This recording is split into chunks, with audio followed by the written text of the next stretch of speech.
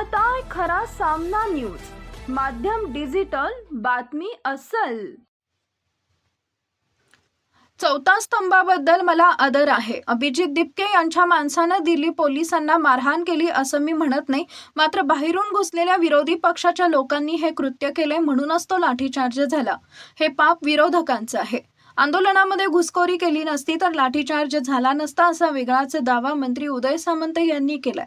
राजधानी दिल्लीतील विद्यार्थ्यांच्या कॉक्रोच जनता पार्टीच्या आंदोलनावर पोलिसांनी लाठीचार्ज केला, त्यावरून देशभरात संतापाची लाट उसळली आहे।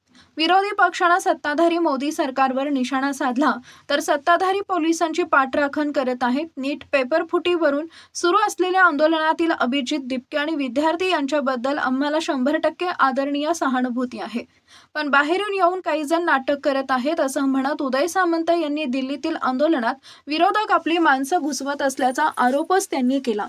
कोळसा, बोफोर्स किंवा टेलिकॉममध्ये भ्रष्टाचार झाला म्हणून राजीनामा मागितला जात नाही, तर विद्यार्थ्यांचे जीव गेले त्याची संवेदना म्हणून हा राजीनामा मागितला जातोय।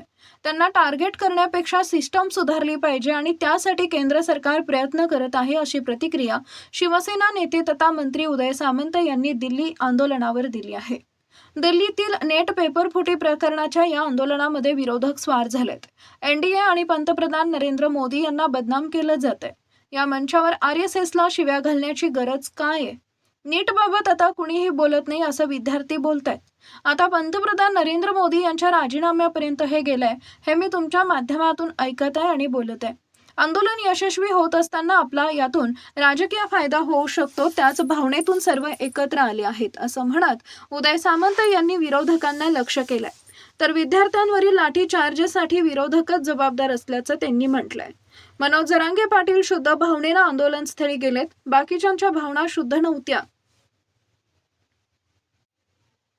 हा कधी खाली येतोय आणि मी कधी वर जातो अशा त्यांच्या भावना होत्या। एनडीएला बदनाम करण्याचा स्तुत्य उपक्रम त्यांनी शोधून काढलाय असंही उदय सामंत यांनी म्हटलंय। Subscribe now and press the bell icon. Never miss an update.